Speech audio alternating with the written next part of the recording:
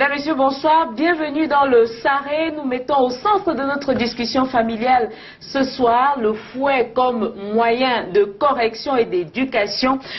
Toutes les personnes que nous avons interviewées au cours de notre reportage avouent avoir été soumises au fouet ou à la chicotte, comme on le dit chez nous. Le fouet aide-t-il à une bonne éducation? Nous en parlons dans cette émission avec un panel très bien constitué. Le thème d'ailleurs, c'est le fouet d'actualité dans l'éducation familiale, thème de ce soir.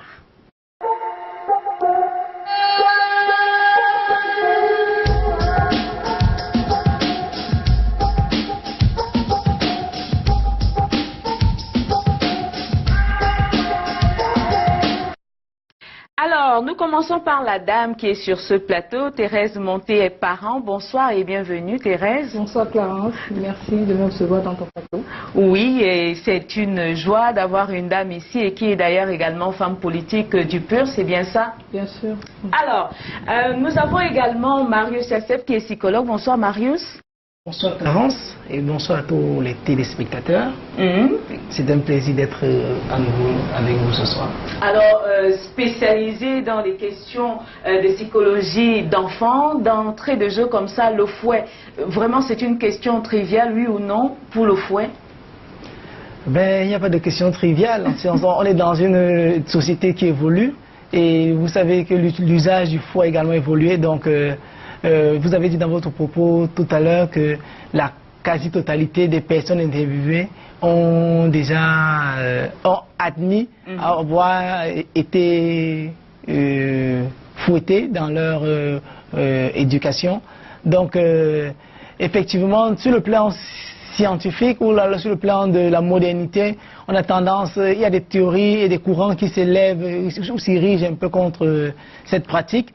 Mais dans la réalité, les faits sont plutôt différents de chez nous ici. On en parle dans cette émission également avec Maurice Omo qui est psychosociologue. Bonsoir Chicha.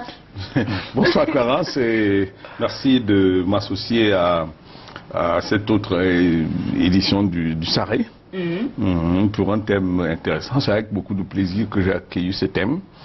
Parce que il y a des thèmes vieux comme le temps et qui font toujours débat. Tout à fait. Surtout la posture d'éducation, d'éducateurs que nous avons. On est toujours en un questionnement permanent. Quelle est la méthode la plus appropriée pour que l'on parvienne à éduquer, à orienter, à diriger, à socialiser nos enfants? Et le problème de l'utilisation ou non du fouet ou de tout autre châtiment corporel est une question extrêmement importante. Alors, d'entrée de jeu, première question, est-ce que vous avez subi les affres du fouet? Commençons par Thérèse. Toute petite. J'ai eu la chance déjà d'avoir un père très modéré et celui qui a fait mon éducation, il parlait beaucoup. Et quand il touchait au fouet, c'était des fois vraiment extrêmement rares. Je peux compter le nombre de fois où il a touché le fouet dans ma vie d'enfant. Donc j'ai cette chance-là. Et ma mère aussi était vraiment quelqu'un de très... pas porté sur le fouet du tout. Mais la plupart du temps, souvent, la famille africaine n'est pas seulement constituée du père et de la mère. Donc des fois, ça va au-delà. Tu as la famille, les oncles, les tantes, les cousines, ceux qui vous s'occupent de vous, qui ne manquent pas d'user du fouet. Donc à l'école également. Voilà. Alors dans le cadre familial, combien de fois à peu près? Mon père et ma mère, 4 fois tout cassé. Oui. Et les autres? Les tontons, les tatas? Déjà que j'étais très turbulente, je pense que le fouet est passé par là. À plusieurs reprises. Oui, à plusieurs reprises. Marius, pareil? Ben, on a presque la même histoire côté familial, parce que j'ai eu également des parents assez réservés, qui avaient d'autres moyens pour nous éduquer, autre que le fouet. Non, il n'en demeure pas moins que la maman est celle qui allait un peu plus, qui mettait un peu plus la main, qui utilisait beaucoup plus cette méthode-là, contrairement au papa qui était un peu plus réservé. Et je me souviens peut-être une ou deux fois avoir avoir été fouetté par mon papa, mais pour le moment c'est un peu plus certainement. Par contre, au niveau de l'école, c'était un peu plus régulier, donc il faut se le dire. Et j'en profite d'ailleurs pour dire bonjour à mon maître du coup, moins 2, que je salue au passage. On s'en souvient très bien. Ah oui, monsieur Aldaba, à l'école publique de Mendon, c'est du côté de Yaoundé. Parce que je me souviens bien que par lui, grâce à lui ou alors grâce à son foi, il fallait mémoriser des leçons et quelquefois on allait à l'école avec plusieurs vêtements. Donc, alors, ce fouet-là, est-ce qu'on peut dire qu'il est efficace finalement ou pas dans l'éducation? Très bien. Je suis quand même surpris que tu aies posé la question aux autres qui ont souvenir de non, là, je pense que c'est évident. Non, moi, je dis tout simplement que je ne m'en rappelle plus. Parce que comment ça? Le temps est passé, je ne sais pas votre âge, donc ça fait si longtemps. D'accord. Des choses d'il y a 50 ans. Comment voulez-vous que je m'en rappelle aujourd'hui?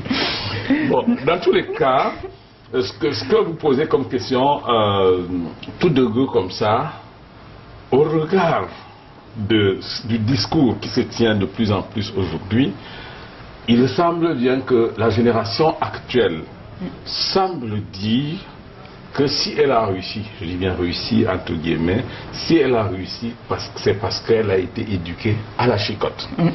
Bon, et du coup, il faut donc partir de cette hypothèse. S'il est vrai que cette génération a réussi et que la chicotte a été utilisée et que la génération actuelle est en échec et que la chicotte n'est pas utilisée, donc dans un syllogisme tout à fait banal, on dirait que grâce à la chicotte, dont les gens ont réussi et dont la chicotte est une très bonne chose. Est-ce que ce syllogisme est un postulat?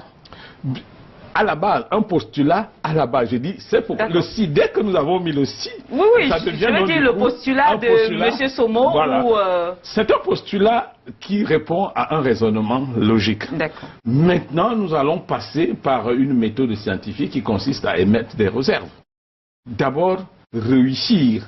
Qu'est-ce que c'est? Quelle est la relation qu'il y a entre réussite, s'il y a entre la réussite et la chicotte?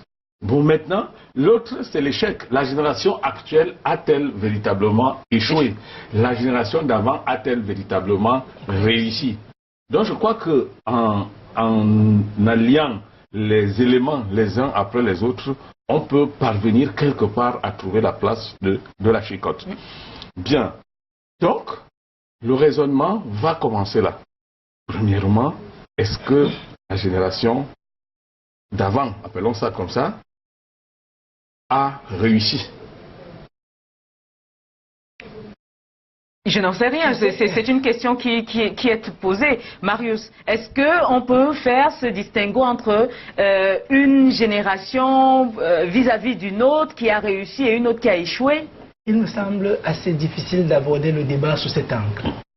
Parce que il faut déjà qu'on puisse définir ce que c'est que la réussite. Et Maurice l'a si bien dit dans son propos. C'est quoi avoir réussi pour une société? Il faut savoir avoir réussi pour quelqu'un qui grandit. C'est quoi avoir réussi pour un parent qui regarde son enfant émerger? Donc il faut pouvoir définir ce que c'est que la réussite. Est-ce que, et comme il a dit, est-ce que la réussite est en lien avec l'usage de la chicotte? Si oui, à quelle proportion? Donc ce sont toutes des questions qu'on pose sans qu'on ait des réponses. Donc, moi, ce qui reste cependant vrai, c'est que la chicotte ou l'usage du fouet est aussi vieille que l'histoire de l'humanité. Justement, châtiment corporel, comme on le dit ailleurs, même si le mot tend à être un peu exacerbé sur le plan de la compréhension, châtiment corporel, donc punition dont l'objectif est d'infliger, dit-on, une douleur physique pour conduire au repenti afin d'éviter la récidive. Est-ce qu'on peut dire que c'est vrai? Quand on utilise par exemple le fouet, rentrons dans le cadre le moins élevé, on utilise le fouet par exemple pour Thérèse, pour corriger un enfant, est-ce qu'il y a récidive ou pas dans la maison familiale? Dans la maison familiale, la plupart du temps, quand on utilise le fouet, ça dépend de l'enfant. C'est-à-dire que c'est un enfant assez coriace qui est déjà habitué au fouet, il n'aura pas de réaction. Mais si c'est un enfant qui n'est pas habitué au fouet, qui sait que là on a mis des échelons et il y a une escalade dans la correction du parent. À ce moment-là, je crois bien qu'il peut avoir, ça peut stopper les récidives au niveau de l'enfant. Alors, au-delà de l'effet d'habituation, au-delà de l'effet d'habituation qu'elle évoque tantôt, il faut comprendre également que on peut obtenir de l'enfant son silence ou alors sa soumission. Parce que le fouet, de tout temps, je le disais tout à l'heure, a été un instrument de réprimande et de soumission. Si on veut se référer un peu à l'histoire de l'esclavage ou à l'histoire de la soumission des peuples, le fouet a été un peu cet instrument qui a régulièrement été utilisé pour torturer et pour soumettre les esclaves et les autres personnes. Donc on peut effectivement obtenir une assimilation à l'esclavage. Bon, ce serait trop facile de conclure comme ça. On peut effectivement obtenir de la soumission à son enfant, du silence. Il peut même obéir par crainte. La question qu'il faudrait également se poser, c'est à quel prix on obtient cette soumission, à quel prix on obtient cette obéissance et quelles sont les conséquences de ce fouet-là sur son éducation et sur son devenir. Alors, je reste sur ma question principale. Est-ce que user du fouet évite les récidives? Est-ce que user du fouet évite que l'enfant qui a commis la faute revienne demain à la même faute? Bon, il faut très bien que l'on comprenne ce qu'on entend par la faute. La faute, si un enfant ne sait pas lire, ce n'est pas parce que vous lui aurez infligé 100 coups de bâton qu'il devra lire. Bien. Mais si l'enfant, par imprudence, vous renverse un verre et qu'il le casse, si vous lui infligez une bastonnade, il sera prudent, mais il n'empêchera qu'un incident comme celui-là un jour finisse par survenir. Je veux dire qu'il y a des fautes pour lesquelles le recours au châtiment, quel qu'il soit, ne peut en réalité empêcher la récidive. Mais lorsque un délit est délibérément, ça j'insiste sur le concept, délibérément voulu par un enfant, en ce moment, là, le recours au châtiment corporel est une façon plus sévère de l'amener à prendre conscience de l'acte qu'il a posé, du caractère répréhensif de l'acte qu'il a posé et de la nécessité de ne plus reprendre. Je vais sortir en disant qu'il faut qu'on se dise, il y a des concepts qu'il faut très bien circonscrire avant de les utiliser. Il y a ce qu'on pourrait appeler une correction, c'est-à-dire qu'un enfant a fait une faute, il a commis un acte qui n'est pas bon, on corrige. Cette façon de corriger peut ne pas nécessiter la chicotte. Bon, maintenant, il y a ce qu'on appelle une punition. Une punition, ça veut dire que l'enfant doit assumer la responsabilité de l'acte qu'il a posé et d'une façon ou d'une autre réparer cet acte. On passe donc de la correction à la punition et plus lourdement au châtiment corporel. Le châtiment corporel est l'étape la plus sévère de ce qu'on pourrait appeler, de ce qui devrait en réalité être une correction. Alors lorsqu'on arrive au châtiment corporel, la première chose, et nous allons le montrer tout à l'heure avec les autres sûrement, que le châtiment corporel a forcément des sévices qu'il laisse, soit des sévices physiques ou alors des sévices moraux ou psychologiques. Donc c'est à ce moment qu'on dit que le châtiment corporel est une exagération quant à l'objectif recherché par la correction ou par la punition. D'accord, donc voilà. Tout est bien dit et bien reçu, on en reparle Marius. On va prendre notre premier reportage. Pourquoi user du fouet finalement ?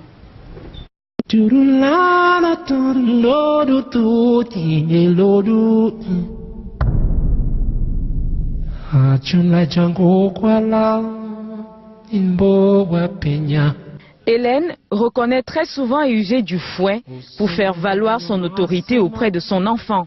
Vous savez, les enfants d'aujourd'hui, ils ont trop de mépris. Tu te rends compte que tu appelles un enfant pour lui commissionner, il traîne. Et quand tu lui demandes pourquoi il est à traîner, il te boute. Qu'est-ce qu'il faut faire? Avec la colère, je me trouve en train de baffer l'enfant. Et quand je le baffe, à son âge, il a 16 ans. Et il boute. je me suis rendu compte qu'il se sent déjà grand, donc j'arrête de le faire. Ce que je fais actuellement, c'est le gronder. Lorsque son fils était plus petit, il n'affichait aucune résistance face aux sévices corporels. Quand il était plus petit, ce que j'utilisais, c'était un fouet, la ceinture. Je lui corrigeais correctement et il fuyait même. Mais à l'âge-ci, je me rends compte que quand je cherche même à frapper sur lui, il me regarde droit dans les yeux. Donc, sauf pour me dire que tout ce que je fais là, il n'a pas peur. Aujourd'hui, pas facile pour un adolescent de 16 ans de recevoir des coups sans rechigner. Aujourd'hui, je me rends compte qu'il se fiche complètement, que je le frappe ou pas. Il est même prêt à bagarrer avec moi. Parce que la dernière fois, c'est un témoignage. Quand j'ai voulu le baffer, il m'a tenu la main. J'ai dit, bon, tu veux déjà bagarrer avec moi. À 16 ans, mon frère, tu as menti. Là, tu ne peux pas me taper dans ma maison. Si tu sens que tu es déjà grand, tu dégages. Comme elle, cet homme pense que le fouet est un élément moteur dans l'éducation familiale. Sans la bastonnade, les enfants vont se perdre. Et vous savez, la seule chose, un enfant est encore inconscient. La seule chose qu'il a le plus peur, c'est peut-être un châtiment comme la bastonnade. Hein? Gronder, ça lui dira, il est inconscient. Mais c'est quand vous soulevez le bâton qu'il a peur. Et là, il se soumet au sérieux. Hein? En se soumettant au sérieux, il est en train de se modeler. Hein? Il devient un exemplaire, plus tard un enfant exemplaire. Or, il existe de nombreux parents qui sont contre le fouet pour diverses raisons. Je ne fouette pas mon enfant parce que j'aime mon enfant. Et quand elle fait l'erreur, je la parle, je la menace. Et elle fait ce que je dis, elle ne répète plus. Donc c'est pour cela qu'elle ne tape pas mon enfant. Je ne suis pas de ceux qui fouettent des enfants. Et la place du fouet n'apporte rien dans l'éducation de l'enfant. Parce que ce n'est pas le fouet qui résout les problèmes. Voir en tapant l'enfant que l'enfant sera bien éduqué et tout. Mais il y a certaines punitions qu'on peut donner à l'enfant, lui donner des corvées. Là, ses soeurs, tu dis peut-être lave les habits de tes soeurs, lave les chaussures, mais pas le taper. Dans la rue, la dizaine de personnes que nous avons interviewées avouent avoir subi les affres de la chicotte. On a eu à me fouetter, mais pas pour mon éducation, juste parce que j'étais trop petit. Pas parce qu'on ne voulait pas m'éduquer, parce que quand on te dit peut-être ne fais pas ça, ne fais pas ci, bon, à force de te dire, bon, la maman peut soulever peut-être sa main, pas le fouet, elle me tapait juste avec la main. Tout ce que mes parents me disaient, ne fais pas ceci, quand tu rentres de l'école, rentre à la maison, moi je faisais mes choses en route, je jouais, je partais chez mes camarades. C'est là qu'en rentrant, on me fouettait toujours. Le fouet comme méthode pédagogique ou de correction dans les rues de Douala, chacun trouve les moyens de le justifier. Cependant, son usage est interdit par le système éducatif camerounais.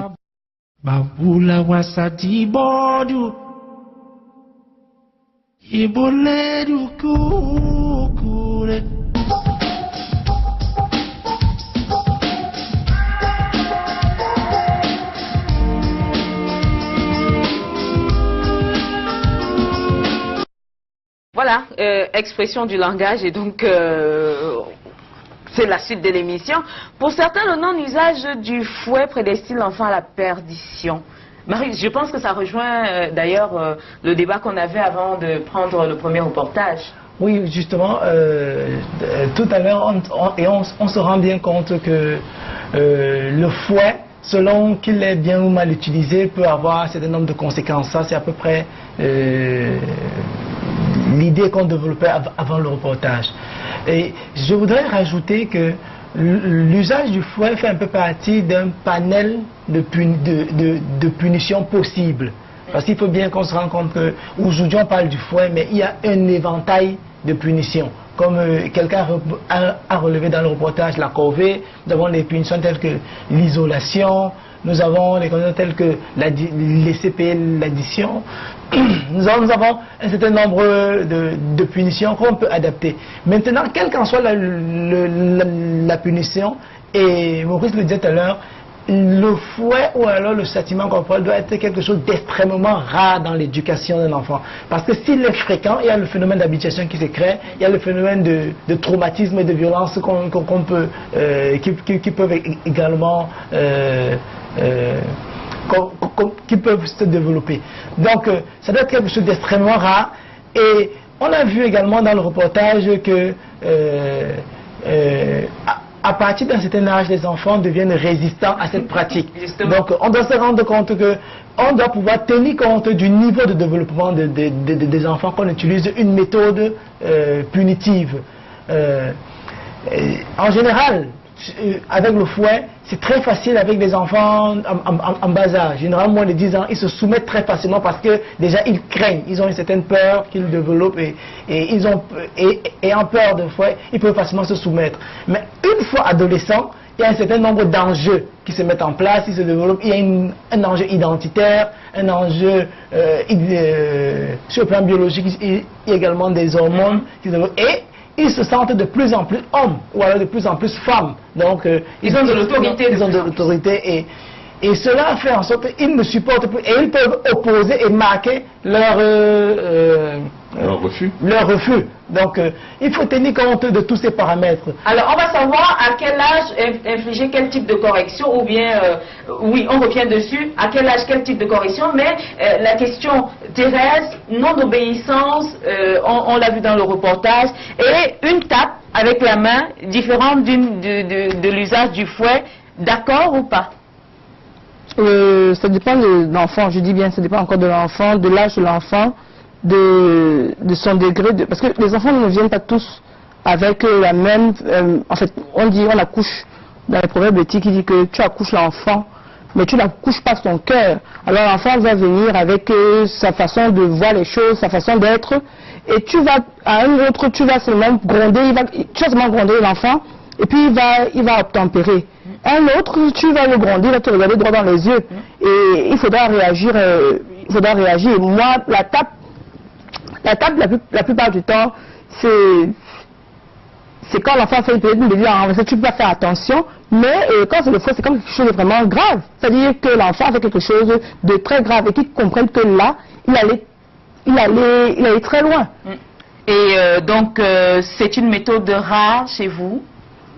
Du fouet, est-ce que c'est assez rare ou pas? Je vais pas dire rare, non. Je vais pas dire rare. Je l'use juste du fouet lorsque...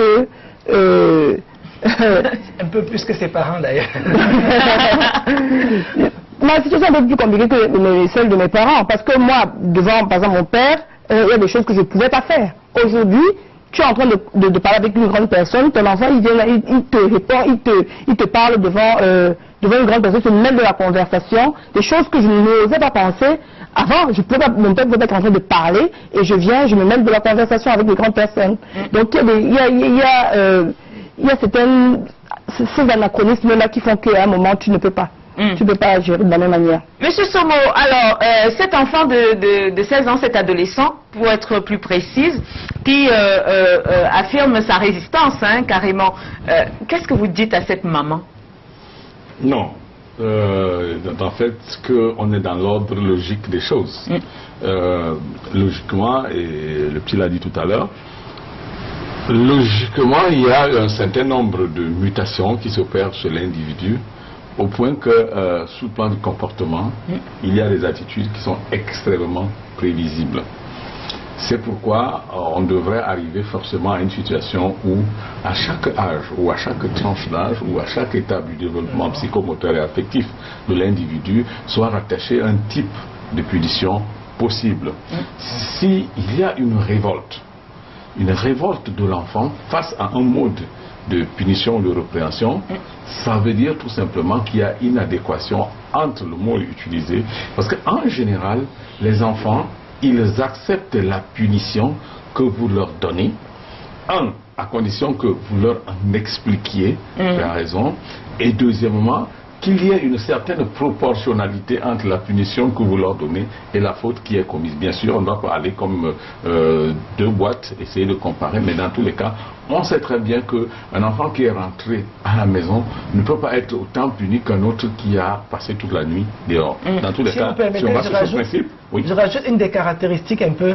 Il faut également, en plus de ce que vous avez évoqué, que cette punition soit dotée d'une dose d'amour. Voilà. Parce que la punition a n'oublions pas la finalité de la punition, ou du moins de la bonne punition. Est-ce qu'il n'y a pas un oxymore là-dedans? Une punition dotée d'une dose d'amour, qu'est-ce que les parents qui nous regardent doivent comprendre? Doivent comprendre qu'on ne punit pas un enfant pour l'agresser ou bien pour le détruire. Parce qu'il y a des parents qui agissent vraiment de façon très violente quand ils punissent. Or, la punition doit allier bonté et fermeté.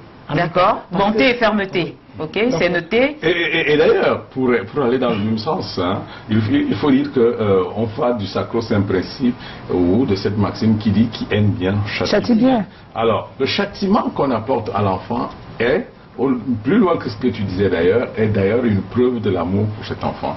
Parce qu'on dit on le punit pour son bien.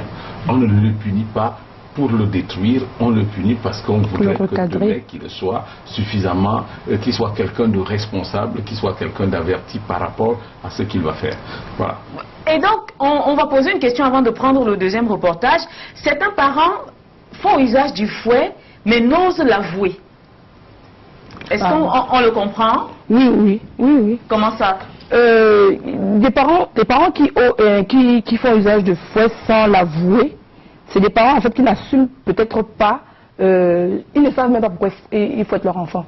Il y a des parents qui ne savent pas, il y a un père peut rentrer, il est sous, il tape tout le monde dans la maison et il va dire qu'il a usé du fouet, mais en fait c'est pas parce qu'il veut corriger, mais c'est parce qu'il est dans des états où vraiment il veut que tout le monde, ça lui tape sur le système et puis voilà, il veut gérer ça comme il peut gérer.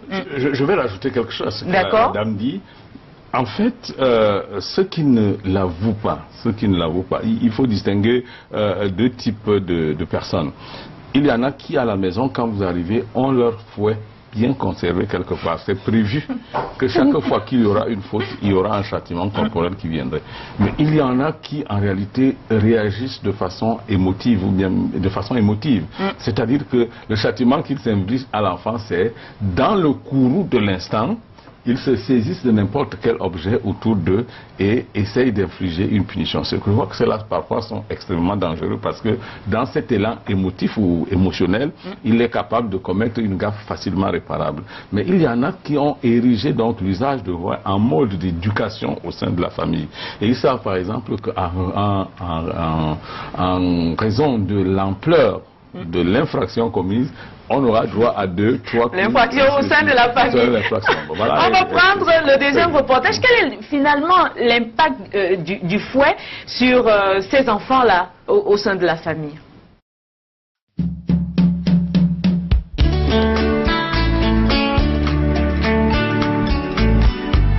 Si le corps de Janine, ici à l'image, n'a pas pu garder des cicatrices, elle n'est pas prête à oublier le souvenir du fouet dans sa vie. J'ai un souvenir qui date de longtemps. Bon, depuis 2000, on m'avait fouetté puisque j'ai bagarré. Mon papa m'a bastonné correctement. Oui, il m'a fouetté. Il m'a attiré dans la chambre puisque quand il rentrait, on court, on le suit dans la chambre.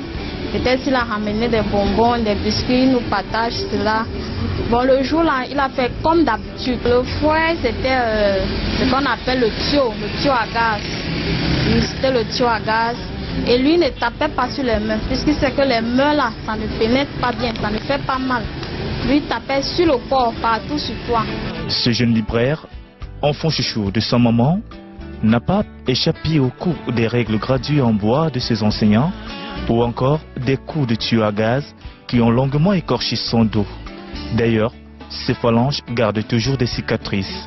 Au fauteuil, on utilisait le maître ou la maîtresse avait soit le caoutchouc là, ou le tuyau à gaz. Bon, au secondaire, c'était pas bon. L'enseignant frottait beaucoup plus avec la règle. M'a frotté beaucoup plus avec la règle. M'a frotté sur mes doigts avec la règle. Ça a coulé le sang, ça a fait certaines blessures. Il y a les séquelles là. Il y a les séquelles. Bon nombre de ces jeunes disent cependant être contre le fouet. Ils le considèrent aujourd'hui comme le symbole de l'esclavage et de la rébellion. Pour eux, taper rebelle. Moi, quand me fait tout ce que c'est tu, j'aime quand me parle posément et doucement et puis le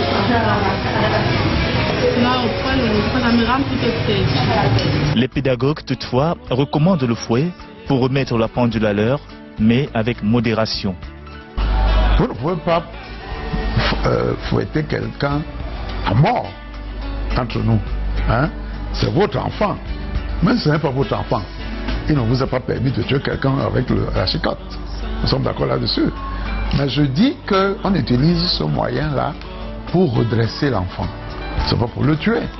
Donc, c'est vous qui saurez mesurer l'intensité de la chicotte. Pour Jacques Dio, le fouet est incontournable dans l'éducation d'un enfant. Si vous expliquez un certain nombre de choses à l'enfant, vous lui dites voici ce qu'il faut faire, il le fait, il n'y a pas de problème. S'il ne le fait pas, on fait comment? Bon, vous avez par exemple décidé de ne plus lui donner l'argent de baigner, il mange plus ceci, bon, mais il continue. Mais essayez un peu le fouet et vous verrez si ça ne marche pas, à moins que ce ne soit un gars hors du commun, je suis sûr que ça va marcher. Le fouet, même s'il joue un rôle important pour certains dans l'éducation de nos enfants, pour d'autres, il n'est pas question de taper pour éduquer.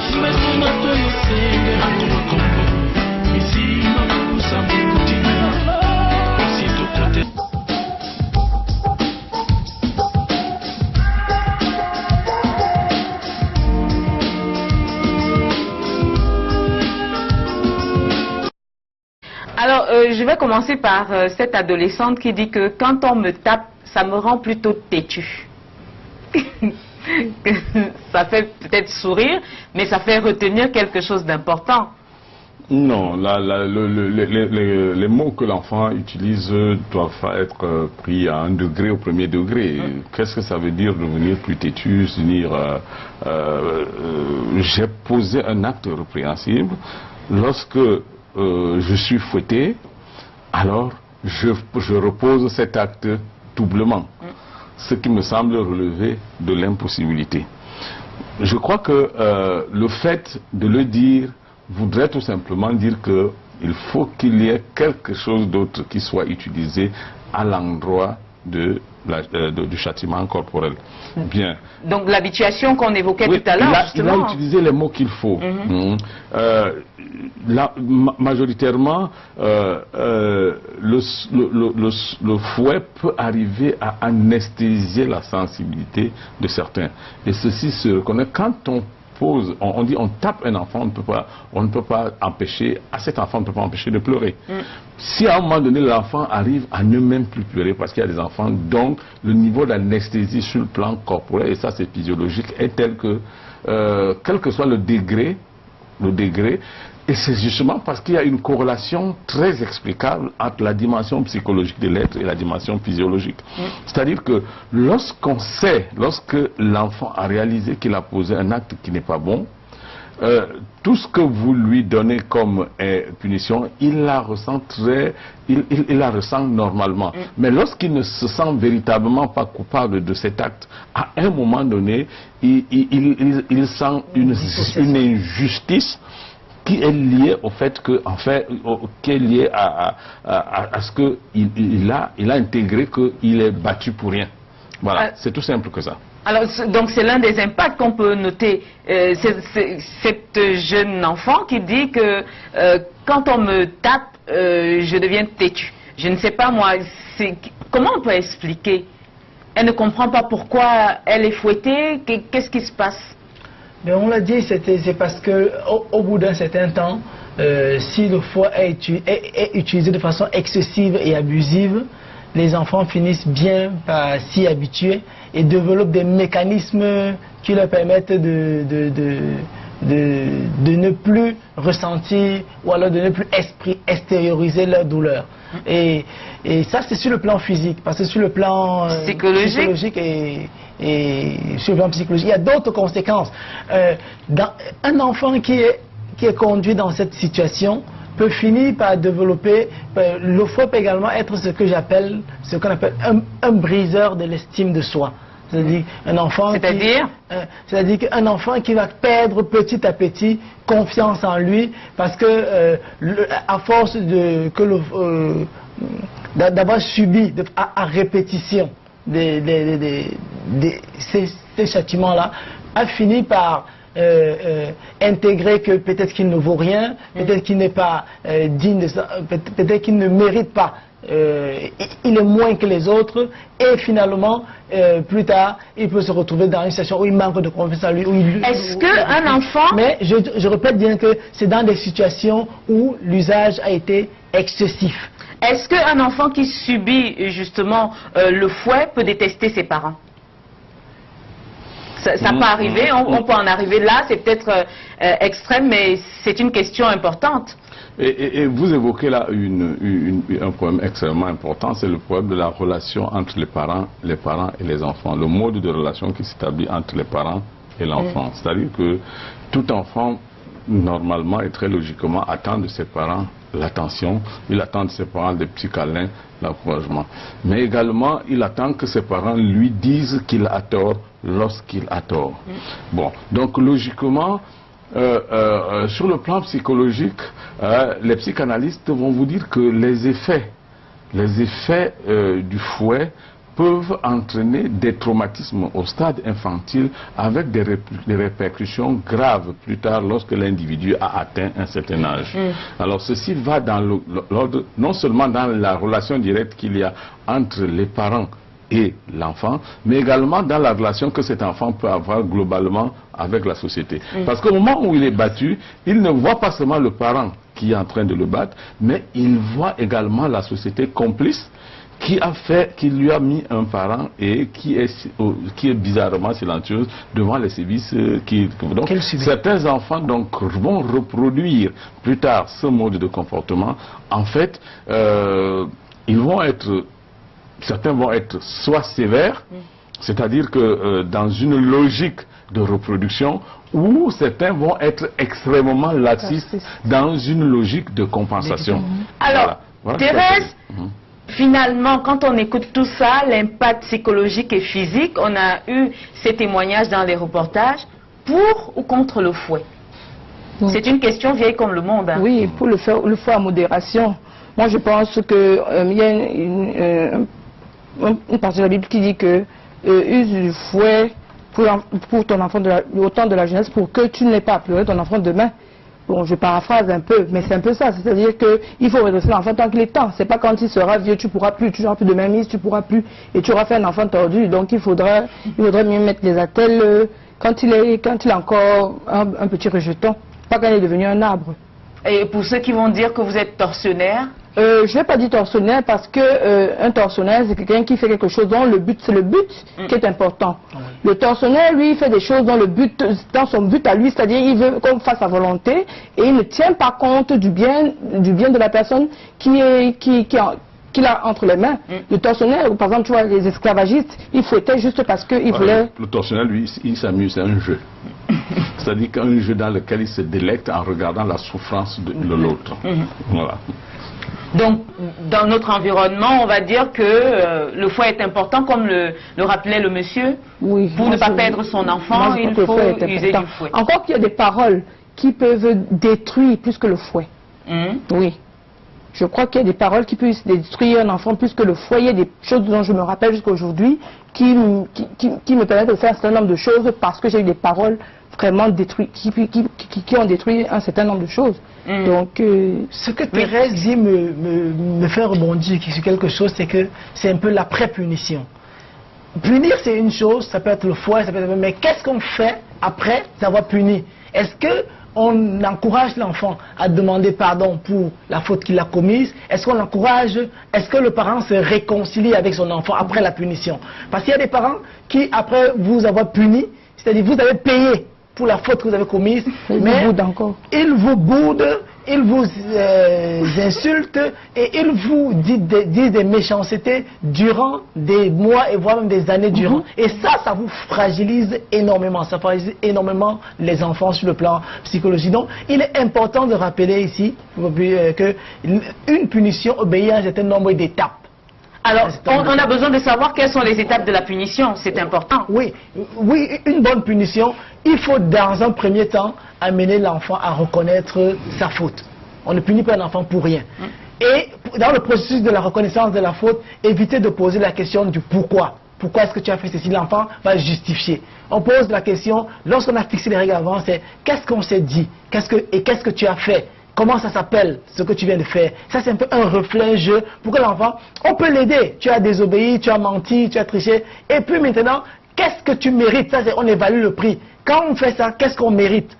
Et l'enfant peut sous-évaluer ou surévaluer sa punition, et le parent ramène. Mais après, il faut effectivement punir. Parce que si on évalue et on ne punit pas, l'enfant saura que c'est un jeu. Et quand c'est puni, on amène l'enfant à demander pardon. Ça, c'est la 4e étape. Demander pardon pour la faute commise. Il faut demander pardon. Et le processus de demander pardon consiste, non seulement on lui apprend quelque chose, savoir demander pardon, mais il faut qu'il demande pardon à toutes les personnes qui ont été impliquées dans sa faute. Donc, il peut avoir manqué de respect. Si la nounou a été impliquée, si le parent, si les frères, il doit demander pardon. La dernière étape, c'est la vivre la réconciliation. Quand il a fait, le parent oublié, j'aime quand tu te comportes comme ça, prochainement nous recommence.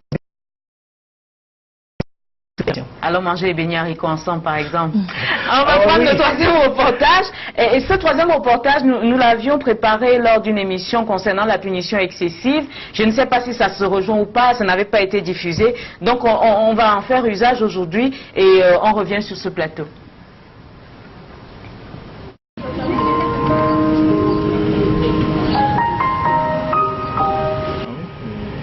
Pendant que nous préparions cette émission, nous sommes tombés sur des cas de traite, de maltraitance, de punitions excessives recensées par les affaires sociales en 7 mois. Monica, 12 ans, avait été vendue à une famille à Douala. Celle-ci l'a transformée en esclave. Un enfant de 10 ans s'est jeté du haut du 1er étage du domicile familial afin d'échapper aux sévices corporels de ses parents et un papa qui bastonnait ses 2 filles à l'aide d'un gourdin. Comme dans ce dernier cas, Marie sait que la vie n'est pas un long fleuve tranquille. Après le décès de sa maman, son père est devenu un tortionnaire. Aujourd'hui, elle vit à l'orphelinat main dans la main. Ma mère ne vit plus. Mais mon père, il est toujours vivant. J'étais arrivée là-bas, c'était en fait l'établissement où j'étais. Quand je faisais 5e, 6e, l'établissement où j'étais, mon père m'avait tapé une fois. J'avais été hospitalisée. Tellement c'était grave. Et comme il avait l'habitude de le faire, le proviseur de l'école a dit que non, elle ne peut pas laisser, elle ne peut pas voir. Chaque jour je viens à l'école avec les bosses, les cicatrices, tout ça. Elle ne peut pas supporter ça. Elle a donc décidé d'appeler le délégué des affaires sociales. Mais avant d'en arriver là, elle a vécu le calvaire. Le premier orphelinat dans lequel elle a été placée était assailli par son papa. Celui-ci exigeait qu'on lui remette sa fille, un papa d'ailleurs, auteur de violences sexuelles sur son enfant. À ce que je sache, il menace maman Nomo, il menace de l'arrêter. Je ne sais pas pourquoi, je ne sais pas son problème. Tout ça en fait, moi ça m'énerve pourquoi? Parce qu'il m'avait dit plusieurs fois, avant même que je ne commence à aller là, quand je commence à me mettre dans les orphelinats, il m'avait dit plusieurs fois qu'il me déteste. Et qu'il va m'abandonner, il va épouser une autre femme. Il va faire les enfants que je ne suis pas sa fille. Les enfants victimes de violences disent être informés de leurs droits, mais ne savent comment s'y prendre. De tout ce qu'il faisait, moi, il n'était pas moi tranquille. Même quand il restait, quand un temps il a commencé, quand il entre à la maison, la fois qu'il m'a tapé, c'est que c'est maman qu'on allait chercher maman à l'église pour venir m'amener à l'hôpital. Quand il est entré à la maison, il a fait 2 semaines, il ne lui parlait pas. Quand il est entré à la maison, dès qu'il voit sa tête là-bas en route, j'entre dans la chambre. Donc il fuit. Un temps lui-même, il a remarqué. Il entre à la maison, il m'appelle, il ne répond pas. Parfois il fait comme ça, tu te dis même qu'il va changer, même parce que comme tu as fait 2 semaines sans le parler et tout, tu te dis même qu'il va changer, rien. C'est comme ça on manquait sur lui. Or, les responsables des affaires sociales affirment qu'il existe des procédures à suivre dans les cas de punition excessive ou maltraitance des enfants. Les actions que nous menons déjà, beaucoup plus se passent au niveau du terrain.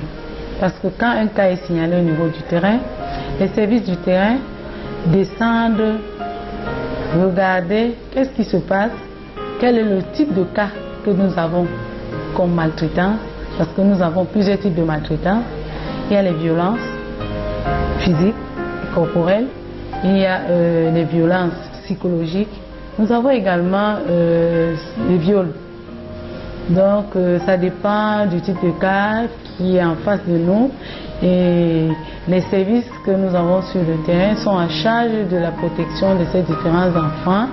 Et ils nous font parvenir les rapports circonstanciés pour nous mettre au courant du suivi de ces différents enfants. L'impact psychologique de ces actes d'atrocité se ressent dans l'expression des victimes. Mon santé me dit que je ne ferai plus rien, que mes espoirs sont... Je ne sais pas ce que je vais devenir encore, comme je suis dans la rue maintenant. Surtout que je suis à moins 4 jours pour composer le probatoire. Parfois, je me pose même la question si il y a aussi des enfants comme moi qui vivent là. Je suis dépassée. Parfois, quand ils restaient comme ça, quand ils pensaient à ça, ils pleuraient. Donc, ça me gênait. Ils pensaient à ce qu'il fait à ma mère, ce qu'il fait même à mes petits frères, ce qu'il me fait. Ça me rend... Donc, j'étais mal à l'aise. Chaque fois quand ils pensaient à ça, même à l'école comme ça, quand ils restaient à l'école, ils pensaient à ça. Ils pleuraient seulement. Certains travaux ont démontré que les enfants victimes de violences, quelle que soit la nature des violences, courent le risque de développer des troubles de la personnalité et des troubles limites de la personnalité. Donc, il faut faire très attention lorsque on s'aventure dans ce genre de traitement chez les enfants. On peut être en train de vouloir redresser un enfant alors qu'on est en train de préparer ou fabriquer un malade. Aujourd'hui, il est conseillé aux parents de savoir bien punir et d'encourager la gratification des enfants. En ce qui concerne la punition aux enfants, ça va de catégorie d'âge. On ne peut pas punir un enfant de 3 ans comme un enfant de 10 ans, 15 ans ou plus. À mon sens, je pense que pour punir les enfants, il faut aller eu égard à la bêtise qui a été commise. Qu'est-ce que je veux dire? Si un enfant peut être volé, c'est maintenant il faut voir. Si vous volez, que c'est le premier cas, tu vas directement l'attraper, le mettre à le bâtonner. Parce que la première fois qu'on pose une bêtise, il y a eu un déclic. Prends l'enfant, cause avec l'enfant, cherche à savoir ce qui lui a poussé, ce qui a créé ce déclic-là, lui a poussé à cet acte. Et tu lui enseignes que la chose n'est pas bien. Maintenant, s'il répète, c'est pour dire que tu lui as quand même enseigné au préalable. À ce moment-là, tu peux passer à la réprimande, tu peux prendre le bâton, tu le fouettes. Le bâton, parce que le bâton est comme un symbole qui directement, de manière psychologique, met dans la mentalité de l'enfant qu'il est soumis.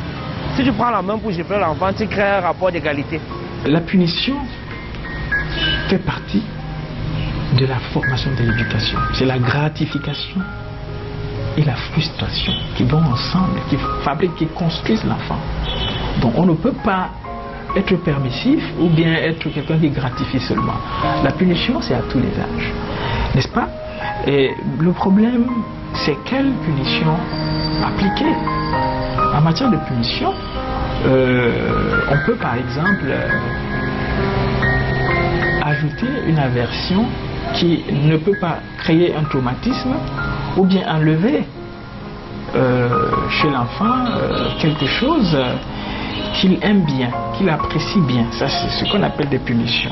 Vous pouvez lui prendre son portable, son jeu vidéo, quand c'est un adolescent, quand c'est un tout petit, vous pouvez lui dire on n'ira pas au glacier. Trouver la punition appropriée est le conseil que les spécialistes des questions sociales adressent aux parents. Du côté du droit, le code pénal punit sévèrement les auteurs de violences sur mineurs.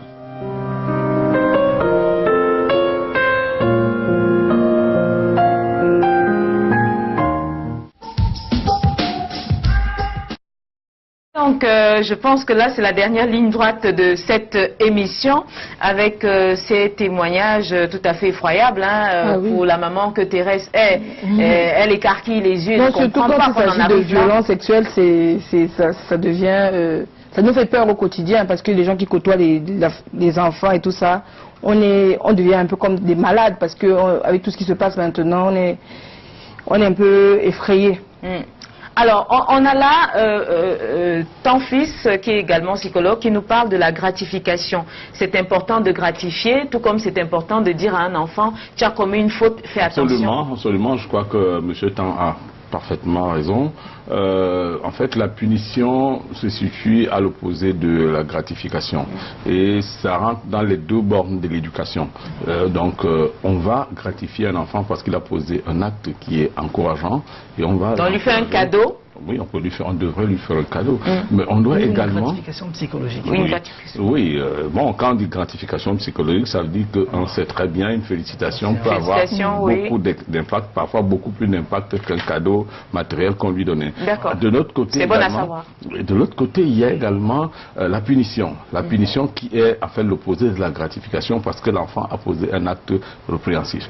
Bon, ce que je voudrais relever ici, c'est que quand on regarde le reportage, quand on parle des punitions, de certaines punitions, on a peur du phénomène de projection. C'est-à-dire qu'il y a des parents qui ont des frustrations, qui sont en fait, qui ont une histoire psychologique assez complexe et qui projettent sur les enfants. Les enfants deviennent plutôt des cibles privilégiées pour essayer, sur le plan thérapeutique, de soigner un mal qu'ils ont eux-mêmes. Au moment où ils foncent sur l'enfant pour lui infliger une punition, ce n'est pas en fait l'enfant qu'il punit, il se punit lui-même. Il punit ces personnes qui en réalité lui ont fait mal et sur lesquelles et sur l'enfant il en fait des projections. Mais est-ce que ce parent-là c'est un malade qui s'ignore? Logiquement, c'est des cas de malades qui s'ignorent parce que en fait, dans un mélange sadomado, je ne sais pas comment il faut appeler ça, où l'envie de faire du bien et l'envie de faire le mal se mélangent, il n'y a que l'individu qui pose l'acte n'a plus une maîtrise de sa personnalité. Et donc du coup pose un acte pour lequel il ne peut en réalité pas trouver l'explication. Parfois certains parents qui posent ces actes, quand vous allez leur poser la question, ils sont même surpris de la gravité de l'acte qu'ils ont posé. Dans ce cas, souvent inconscient. Oui, c'est un acte qui est posé de façon inconsciente, donc en réalité qui échappe à la conscience claire et qui ne peut donc pas être justifié parce que ce n'est d'ailleurs pas justifiable. Alors, on sort de cette émission peut-être avec cette question, Marius. Bonté et fermeté, c'est ce qui a été dit préalablement. On parle de gratification, on doit savoir dire merci à son enfant, félicitations, tu as bien travaillé, et ne pas seulement lui dire tu es un idiot. On a cet enfant qui dit qu'elle a un regard monstrueux carrément sur son papa aujourd'hui. Oui. Comment ça peut s'expliquer? Mais ça peut s'expliquer tout simplement que au fur et à mesure, si l'enfant n'a pas compris le bien fondé de la punition, parce que les parents n'ont pas pris la peine de le lui expliquer, il intègre cela comme un acte d'agression, comme un acte de méchanceté. Et si l'enfant finit par intégrer ces actes de punition comme un acte de méchanceté, il va regarder ses parents avec monstruosité, il va regarder ses parents avec beaucoup de haine et de vengeance. Et il va finir par intégrer cela. Et ça va rejoindre ce que disait tout à l'heure Maurice, ça va rejoindre plus tard, quand c'est enfoui, c'est à l'intérieur, ça bouillonne, et plus tard ça ressort pour déverser sur d'autres personnes qui peuvent être soit les enfants, soit le partenaire, soit des collègues de bureau. Est-ce que ces parents-là qui agissent dans cette punition excessive peuvent être soignés?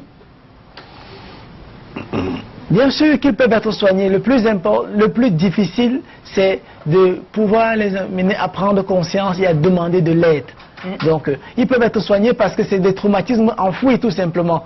Enfouis, et sur le plan de la prise en charge, il y a beaucoup de psychothérapie et de psychothérapeutes qui exercent dans la ville, qui peuvent effectivement prendre cela en charge. Le plus difficile, c'est de pouvoir les amener à prendre conscience de cette situation de souffrance.